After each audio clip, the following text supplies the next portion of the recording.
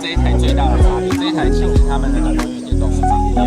那最大的优点就是说，它这一台会以往来说对大家来说会觉得比较重。那这台比较耐摔。但它就是有个缺点，其实有人觉得刮在身上会很重。如果你是换这一台的话，它这个就会很方便，它可以直接搭配着它的扩转装具做拍摄。那这样的话，它的视觉效果比较强。但是如果呢，你把它拆下来，虽然它的耗电量会比较快耗电，但是你自己只要把它吸回来做一个补电，补电的话，它又是可以把它搭配那个磁吸项的，这样的话就可以直接做一个第二针，就可以把你的双手都挤放。那它一样有那个磁台，你要指的切齿，你要很多因为现在大多数都是用管，对，那这个吸也蛮酷的，它可以这样吸，也可以反过来吸，它这个没有什么太大的区别。那他们家 DJI 他们家的磁吸啊，基本上都是光的，还有现在就用这样双镜头一起拍。那它跟 Pocket 3的话，Pocket 3的话它是1英寸的，所以它的画质还是来说会比较好。那如果两个音要比较，这个就看你的取向。如果你今天是走拍片 YouTube 的路线的话，或者拍短影的路线，需要更重的一点，然后你不会去激烈运动的话，我觉得比较适合。因为这个其实它是比较好，甚至有没有像运动像就是它这个会比较强，它没办法去跟重的人练。对，你还是要自己去瞄，除非你靠后座。但是 Pocket 3在拍的时候，它其实是一开始你在设定它就可以跟重的人，它不会让你的主角的力度跑出来。但是它还是有缺点，就是说它价格比较高，但是画质好，然后它的比较容易坏掉，因为只要你撞到它的话就会坏，它毕竟是机械，然后它不防水。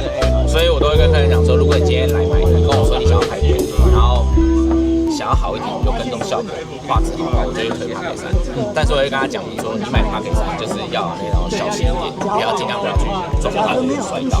但是这一台会再更耐操作，因为看它其实它有那个框，所以其实去摔到是没有什么太大的问题。而且这一种就是拿来拆的，我自己是比较喜欢这个，因为这种可以解放双手，而且续航能力不算差。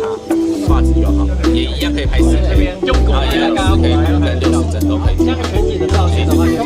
他们两个都防水吗？就是它的主船跟它的镜头。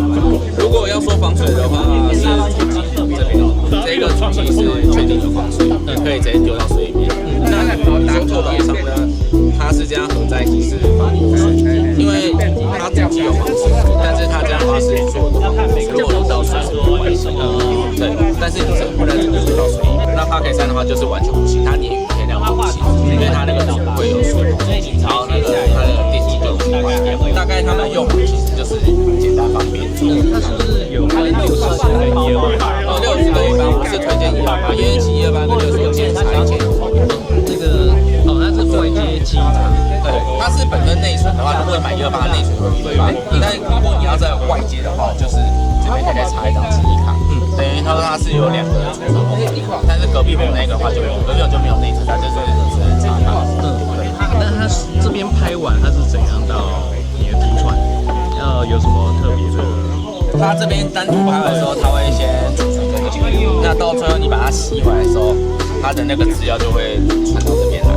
对，所以我都会习惯，就算我只用这一颗，我这个一样会带在身上，它可以做重叠，可以做预览，然后可以做其他的就是那种参数表这类的科技，大概是这样。